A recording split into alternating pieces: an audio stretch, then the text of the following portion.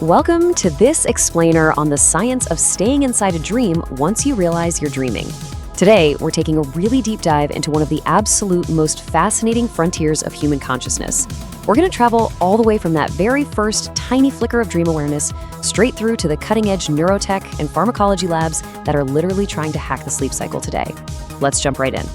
So, have you ever had that happen? It is an incredibly frustrating, yet pretty much universal problem when you're just starting out. You know, you're standing in a dream, maybe it's your childhood bedroom or some bizarre, totally made-up city street. And suddenly it hits you. Wait a second, none of this is real. But the literal second you notice, the dream goes completely blurry. The colors fade out, or you just snap awake staring at your bedroom ceiling. Think of your dreaming mind kind of like you're balancing on a small wooden raft floating out on a lake. The exact moment you realize you're standing on a raft and not on solid ground, your sudden shift in balance threatens to tip the whole thing over and dump you right back into the waking world. To understand how to actually fix this, we've got to look at what we're dealing with. We all pretty much know what lucidity is, right? It's knowing you're dreaming while the dream is actually happening. But flipping that cognitive switch, that is just step one. The real challenge, and what we're really focusing on in this explainer today, is stabilization. Stabilization is the act of firmly planting your feet and steadying yourself on that wobbly raft before you even attempt to do anything else. Okay, so here's our roadmap for decoding all of this. 1. The fragile hybrid brain. 2. Core stabilization science. 3. Expanding your sensory toolkit. 4. The frontier of dream tech. And finally, 5. Why dream stability matters. Let's start right off with part 1, the fragile hybrid brain.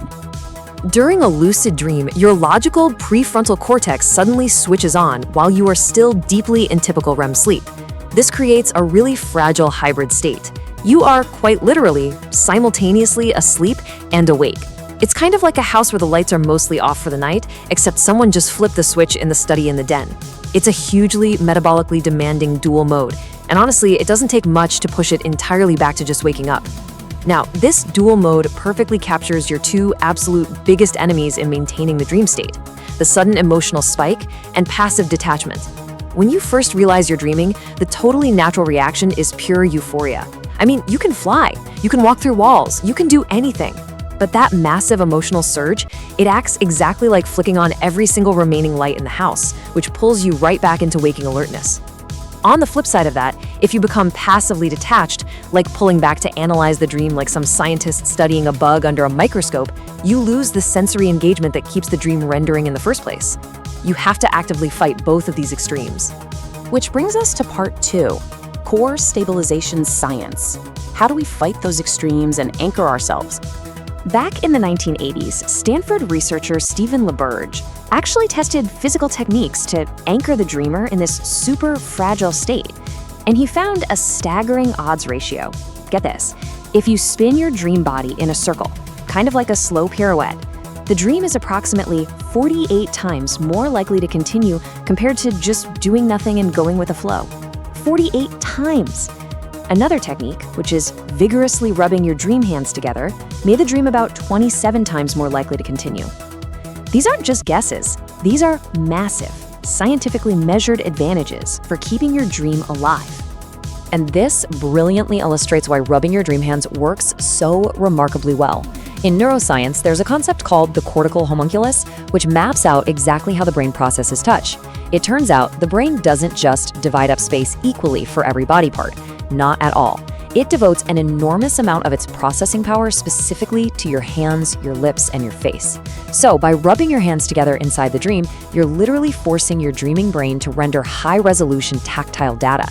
It floods your brain's processing power, which effectively crowds out any incoming sensory signals from your actual physical body lying asleep in bed. It completely anchors you right there in the dream.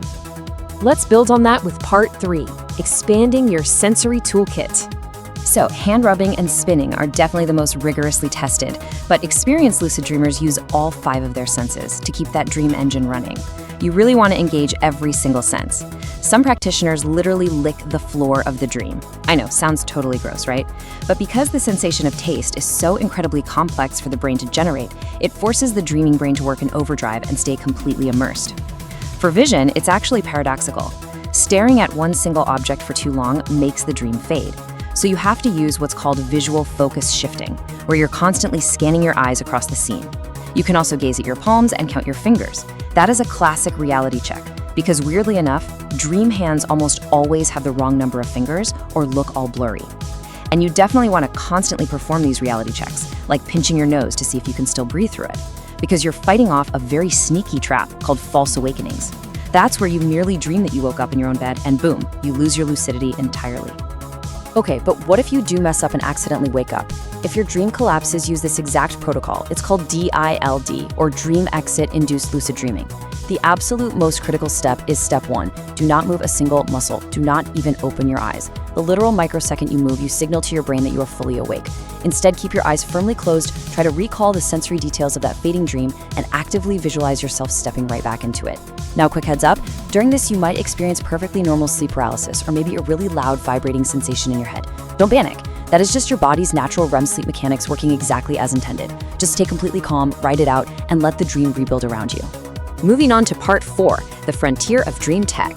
Let's look at how science is trying to hack this today. Looking impartially at this whole landscape, we really have to separate the rigorously peer-reviewed science from the highly speculative commercial claims out there. Right now, we're seeing a massive boom in companies and labs trying to induce and stabilize these states artificially.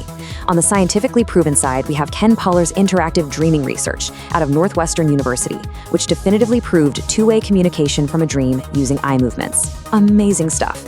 We also have galantamine, which is actually an Alzheimer's drug that inhibits the breakdown of acetylcholine in the brain. Double-blind studies show it genuinely, measurably increases dream vividness and lucidity. But on the unproven side, we have startups like REM Space, who are claiming they transmitted words from one dreamer's mind directly to another's. And then there's Prophetic, who are attempting to use focused ultrasound headbands to just trigger lucidity on demand. Look, these ideas are undeniably fascinating, but they remain scientifically unverified. We have to approach them with a healthy dose of skepticism until they are properly replicated in a lab setting. And finally, part 5, why dream stability matters. So, you might be wondering, why go through all this effort? Is it really just about having a fun nighttime adventure where you can fly over skyscrapers? Well, no. Based on a massive meta-analysis of over 24,000 participants, it turns out 55% of the human population will experience a lucid dream at some point in their lives. This is a hugely widespread human capacity, and mastering it actually offers some very real clinical benefits. For instance, it's currently showing incredible promise in trauma therapy. It allows individuals suffering from PTSD to actually recognize a nightmare as it's happening and then consciously reshape the outcome of that dream. Furthermore, researchers are finding really strong links between lucid dream stabilization and increased waking mindfulness and meta-awareness. It trains your brain.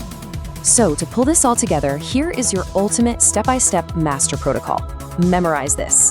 The very next time that switch flips in your head and you realize you are dreaming, follow this exact sequence. 1.